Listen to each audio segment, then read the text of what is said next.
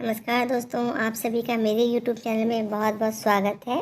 बरसाती अमावस और वट सावित्री पूजन। जेठ कृष्ण अमावस्या को बरसाती अमावस कहते हैं। बरसाती अमावस को बड़ की पूजा करते हैं। पानी, मोली, रोली, चावल, गुड़, भीगा हुआ चना, फूल और सूत मिलाकर बड़ पर लपेटते हैं और फेरी देते हैं। बड़ के पत्तों को गहना बनाकर पहनते हैं और बरसाती अमावस की कहानी भी सुनते हैं। भीगे हुए चनों में रुपए रखकर बायना निकालते हैं और हाथ फेरकर सासू जी को पैर छूकर उनको देते हैं। अगर किसी की बहन बेटी गांव में हो तो उसको भी बायना निकाल कर देना चाहिए और भोजन भी कराना चाहिए।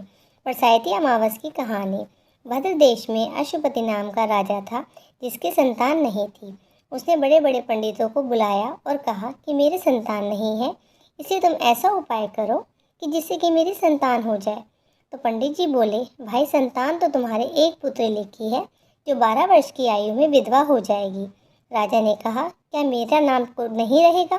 बाद में खूब यज्ञ हवन इत्यादि करवाए। पंडितों ने कहा कि उस लड़की से पार्वती जी की बरसाती अमावस की पूजा करवाना। यज्ञ होम कराने से उसकी स्त्री गर्भवती हो गई। तो पंडितों ने उसकी जन्मपत्री देखकर कहा कि जिस दिन यह कन्या 12 वर्ष की होगी उसी दिन इसका विधवा हो जाने का योग है, इसलिए इसे पार्वती जी से बरसाती अमावस की पूजा करने से जब वट सावित्री बड़ी हुई तो उसका विवाह सत्यवान के साथ कर दिया। तथा सावित्री के सास ससुर अंधे थे तथा उनकी बहुत सेवा किया करती थी और सत्यवान जंगल में लकड़ी तोड़कर लाया करता था। और सावित्री को मालूम था कि वह जिस दिन 12 वर्ष की होगी उसी दिन मेरे पति की मृत्यु हो जाएगी। तथा जिस दिन वह 12 वर्ष की हुई तो उस दिन वह अपने पति से हाथ जोड़कर बोली कि आज मैं भी आपके साथ चलूँगी। सत्यवान बोला, तू मेरे साथ चलेगी तो मेरे अंधे माँ बाप की सेवा कौन करेगा? तो अगर वह कहेंगे तो मैं तुम्हें अपने साथ ले चलूँगा। फिर वह अपने सास ससुर के पास गई और बोली कि आप कहें तो मैं आज जंगल देखने के लिए चली जाऊँ। वे बोले कि बहुत अच्छी बात है, चली जाओ।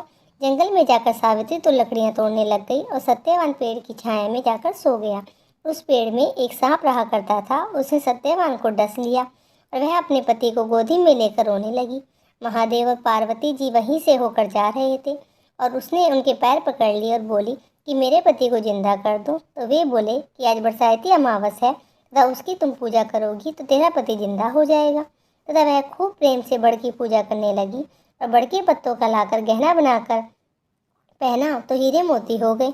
इतने में धर्मराज का दूत वहां पर आ गया और उसके पति को ले जाने लगा तो सावित्री ने उसके पैर पकड़ लिए। धर्मराज बोला कि तू वरदान मांग। तथा सावित्री ने कहा कि मेरे माँ बाप के पुत्र नहीं हैं, वे पुत्रवान हो जाए। धर्मराज बोला कि सत्य वचन हो जाएगा। फिर वह बोली कि मेरे सास ससुर अंधे हैं तब उनकी नेत्रों की ज्योति आ जाए। धर्मराज ने यह भी वरदान दिया और सावित्री ने धर्मराज का पीछा नहीं छोड़ा। धर्मराज ने कहा कि अब तो तुम्हें क्या चाहिए? तो वह मुझे 100 पुत्र हो जाए। धर्मराज बोला तथास्तु। फिर वह सत्यवान को ले जाने लगे। तब सावित्री बोली कि हे महाराज, अगर आप मेरे पति को ले जाएंगे तो पुत्र कहाँ से होंगे? धर्मराज ने कहा कि हे सती, तेरा सुहाग तो नहीं था, परंतु बरसाती अमावस करने से, पार्वती की पूजा करने से तेरा पति जीवित हो जाएगा। और सारे में ढिंडोरा पिटवा दिया गया। कहते सुनते जेठ की अमावस को आएगी तो सब बड़ की पूजा करना, बड़ के पत्तों का गहना बनाकर पहनना, बायना निकालना। हे महाराज, जैसे बरसाती अमावस को सावित्री का सुहाग दिया उसी प्रकार सबको देना। जो भी इस कहानी को कहता हो, सुनता हो, सबकी मनोकामनाओं को पूर्ण करना।